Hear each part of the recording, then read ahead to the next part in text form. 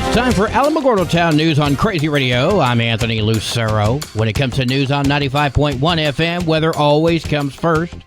Flash flooding and severe weather threats forecast to stretch from the Central Plains into the Midwest over the next several days. Potentially dangerous heat is anticipated across the Southern Plains, the lower Mississippi Valley, and the Gulf Coast. Fire weather concerns and poor air quality continues for portions of the Pacific Northwest, the Northern Rockies, and Great Basin. Closer to home, despite the added clouds and rain potential, we're going to continue quite warm with afternoon temperatures above normal. We have a slight chance for storm activity today before we see high pressure build back over later in the week. Now this will trend our temperatures warmer and conditions drier heading into the weekend. We'll have another look at the weather following this news. At last night's City Commission meeting, in June of this year, you approved to calculate the sewer charge to 90% of our water usage, taking away the winter quarterly rate. I can choose to use the water, but I don't choose to pay for sewer that's going down that you say is going down the line that clearly isn't. And I can prove mine's not going down the line. But you guys can't prove that 90% of my water's going down the line. It just appears to me that this by the bill that you passed for the sewer consumption, you are billing us for services you're not provided. I water my trees, I water my grass, and you're charging me for sewer consumption that water never enters the sewer. Consider and act upon the first publication approving a loan agreement in the amount of $32.5 million with the New Mexico Finance Authority for repairing, replacing, extending, and upgrading water and sewer infrastructure. Bottom line, the city sewer needs work, period. These projects, a $30 million project is we're not voting on that tonight. But that's what we're talking about. We're talking about potentially the Walker area. That's what we're looking at to start. But all of these projects, the plan is to have them completed in the next 7 years. This was the first reading of the issue, and it passed, meaning the data will be updated and shared again at a later date, likely the end of the year or better. Other issues discussed included approving the location of the City of Alamogordo's F-4 fighter jet, as well as discussing with staff directions to set up a town hall meeting with Governor Michelle Lujan Grisham and state legislators to discuss crime and mental health. You can see the meeting in full on the city Facebook page. During yesterday's newscast, we discussed the petition going around calling for the recall of Otero County Sheriff David Black following the Elijah Hadley shooting. I finally caught up with Spencer Bond. He's the man behind the petition. I asked why the petition existed. This is something that people throughout the community, throughout Otero County, strongly believe. And lots of people have come to me with other instances of Sheriff Black's actions that maybe don't really look too good for a sheriff to be doing. And so this isn't something that's unique to Justice for Elijah. This is something that people have been sitting on for a long time, and it's about time something got done. This is an online petition, so it holds no legal weight. Later in our conversation, I asked him if this was just performance art. Yeah, no, exactly. This is all just building up. You can hear the interview in full on our YouTube channel. Be advised, the Otero County Grazing Advisory Board will be meeting tomorrow at 10 a.m. in room 221, located in the Otero County Administration Building, 1101 New York. The agenda has been posted on the Otero County Administration Facebook page. The Republican Party of Otero County is having the annual Ice Cream Social this Saturday from 1 to 3 at their headquarters located inside White Sands Mall. If you use the Big Lots entrance, you'll find the easiest access. A dance is taking place next week at the Alamo Senior Center. We spoke with Brittany. It's from 2 to 5. Selma will be playing. It's $5 at the door. Light refreshments such as punch and cookies will be served, and it'll be fun for all. That's happening on Friday. Call 575-439-4150 for more information. Well, today is Wednesday. It's time for This Week at Thrive. We go now to Stephanie Hale. Hi, this is Stephanie Hale with Thrive in Southern New Mexico. Thrive in Southern New Mexico hosts community events to raise money and awareness for our local nonprofit partners as well as needs in our community. Join us this Thursday for Vibe at 5 from 5 to 7 at the Otero Art Space located at 1118 East 12th Street. We are inviting all local businesses and community members to come and network with the best of Alamogordo. This is your chance to learn about Thrive in Southern New Mexico, connect with other professionals, and enjoy a relaxing evening. You can expect delicious, light finger foods by Infinity Sweets. Adult beverages will be available. Music will be provided by J. Dale Young Music, and we will have some amazing giveaways that you won't want to miss.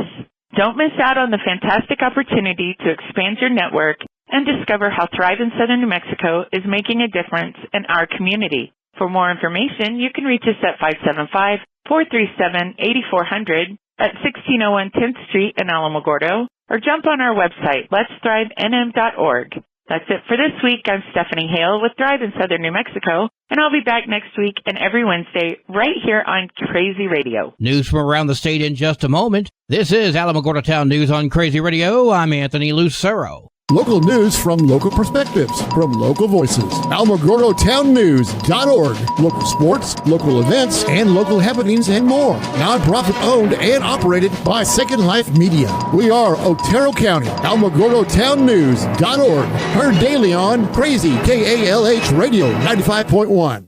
Directory Plus is the right size book. It's the book if you need a phone book. That's what just one person has to say about Directory Plus. With its red cover, features, colorful yellow pages, and lots more, it's no wonder people all over use Directory Plus. It has so much more information. You can cross-check phone numbers or addresses or pretty much anything. Look on the plus side, Directory Plus. I'm a big fan of Directory Plus.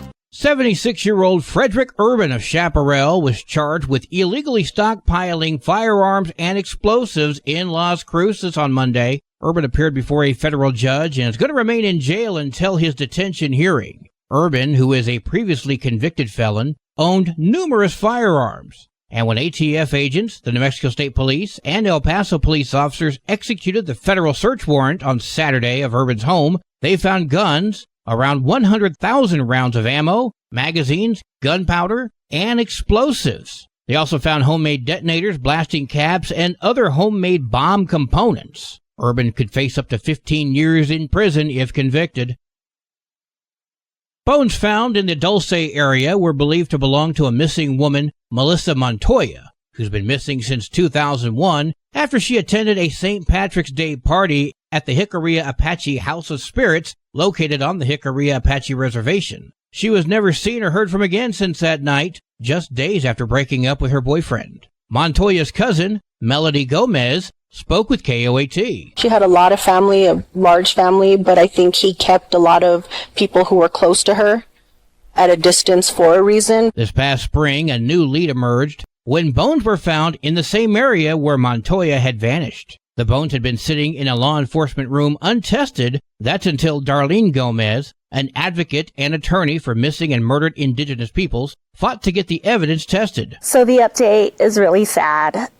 Currently, we were told that the bones belong to a male.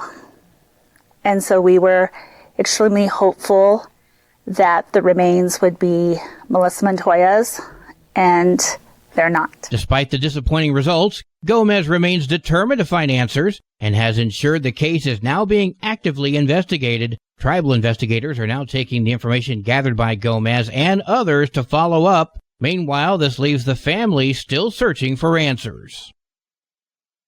Law enforcement from around the state gathered to meet with U.S. Attorney General Merrick Garland, who also met with tribal and local law enforcement to talk about his office's efforts to tackle violent crime. Most of the meeting was behind closed doors, but Garland said his office is working to target violent crime and the fentanyl crisis, which he called the deadliest drug threat to the U.S., and says the Department of Justice is working to fight it. There was a 19% decrease in homicides from 2022 to 2023, and a 41% decrease in robberies in that same period. All that occurred up north in the Albuquerque metro. Garland says that's consistent with the rest of the nation. Last month, working with the Albuquerque Police Department, ATF and FBI, this U.S. Attorney's Office successfully prosecuted a felon who unlawfully possessed a firearm and shot a woman in the back of the head at a Walmart.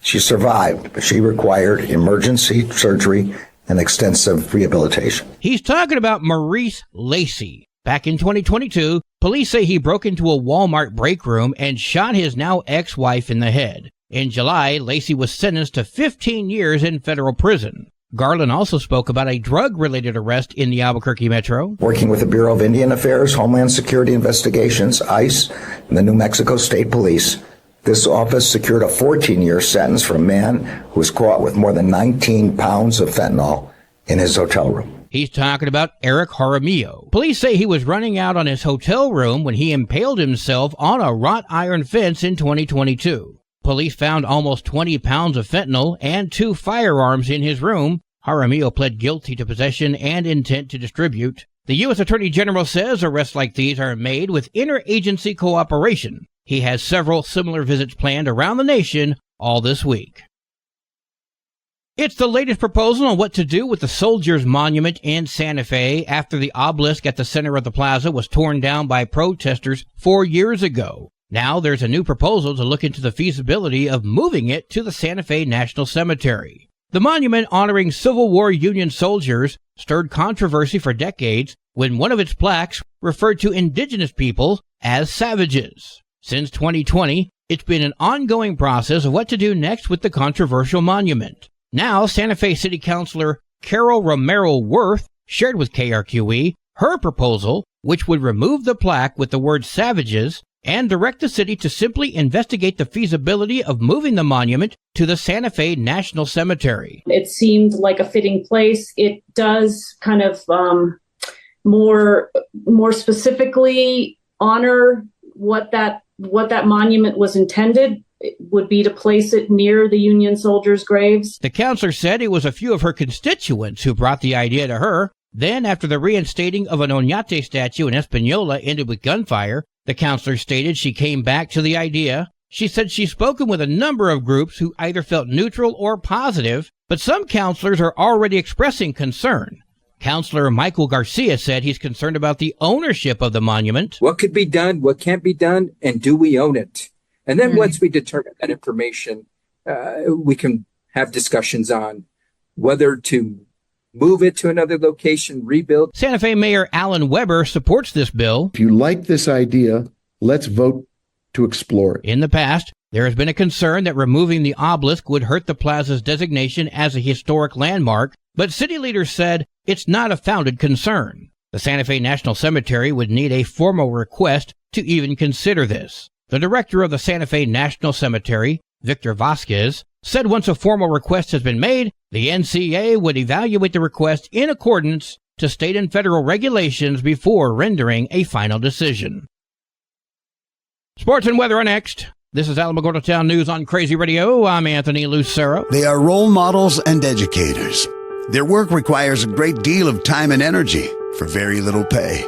Who are these unsung heroes? Thanks, Coach. Thanks, Coach. The simple truth about education-based athletics in New Mexico is this. Without a committed team of coaches and administrators, they just wouldn't be possible. School sports, they bring out the best in all of us. This message presented by the New Mexico Activities Association and the New Mexico Athletic Directors Association. Tularosa plays a scrimmage tomorrow in Artesia. Football season openers are next week. Yay! Tularosa season opener is on Thursday. Wow!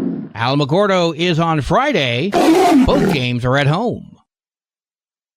Your Crazy Radio spot on weather forecast for the Tularosa Basin today calls for sunny skies with a 20% chance of showers and storms, winds gusting up to 12 miles per hour. Mostly clear skies tonight, sunny tomorrow, winds gusting up to 12. Your high today in the basin, 95, low tonight of 72, high tomorrow, 98 degrees.